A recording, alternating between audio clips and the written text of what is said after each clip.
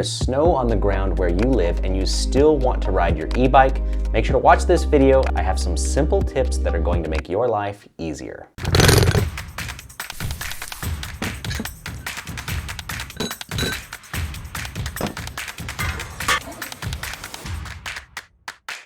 Before you even go outside, I would make sure that you have the right gear. I have great gloves like this one that are awesome for summer riding and when the weather's a little bit warmer, but when it's cold out, I also have a pair of winter cycling gloves. These ones are from Pearl Izumi. They're insulated, they're really thick, they repel water. This for me is a necessity. Second, you should consider your choice of helmet. This is a Cali helmet, great for all-around riding and could potentially work in the winter as well if you pair this with something to cover your ears, depending on the cold temperatures, perhaps even a balaclava that covers most of your face. But when it gets really cold out, I pull out the Ruroc helmet. Now this actually isn't an e-bike helmet. This is designed for snowboarding. You also don't want to dress too warm. In fact, I find if I take a regular winter coat and go cycling, I'm gonna heat up. It's actually gonna get too hot. What I find works really well is kind of a medium rain jacket, something that when you're getting some exercise, it kind of traps the heat in a little bit, blocks the cold wind chill, but doesn't allow you to overheat. So you'll have to find kind of the best compromise depending on what the weather is. Then you have to start prepping the bike. And usually the first thing I do if I know I'm going to encounter snowy or icy conditions is lower the pressure in my tires. We've got a lot of snow on the ground right now, and lowering the tire pressure increases the amount of the tire that's actually on the ground. It's going to increase your traction, reduce the chance of slipping, falling, and to go along with that, we do still have not only wider, more aggressive winter style tires in stock, but we even have studded tires in stock, which are great if you live in an area where there are consistent icy conditions on the ground. Now, once you're able to get your bike moving, you are not freezing.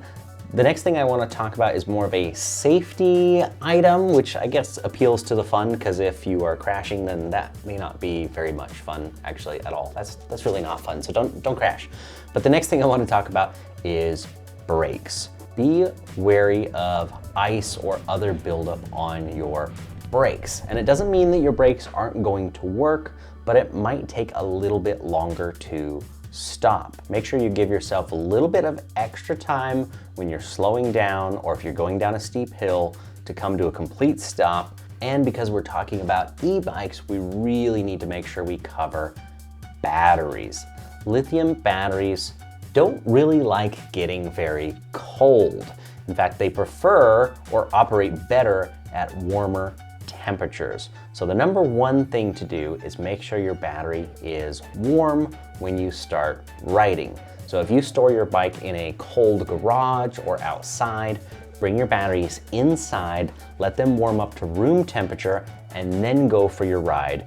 If you don't, you may experience a loss in range, you might experience a loss in peak power, and in the long run, you could also experience some decreased lifespan. They also don't like charging when they're at freezing temperatures or below. So it's critical that you wait for your battery to warm up to room temperature before you plug it back in. Riding in the snow can be some of the most rewarding and fun riding you can do. And to prove that, we did a little experiment to see how well the Ebike 2x2 does in the snow while pulling.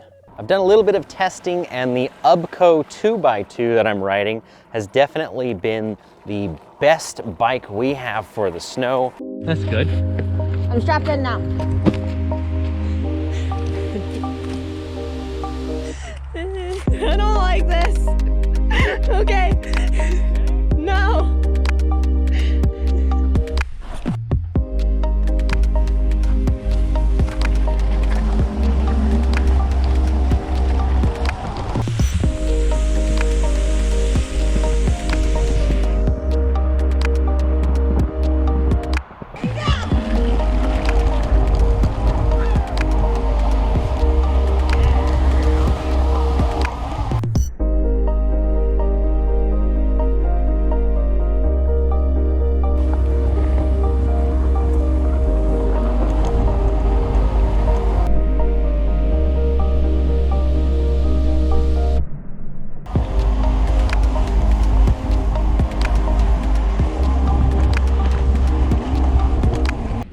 can you pull me up the hill?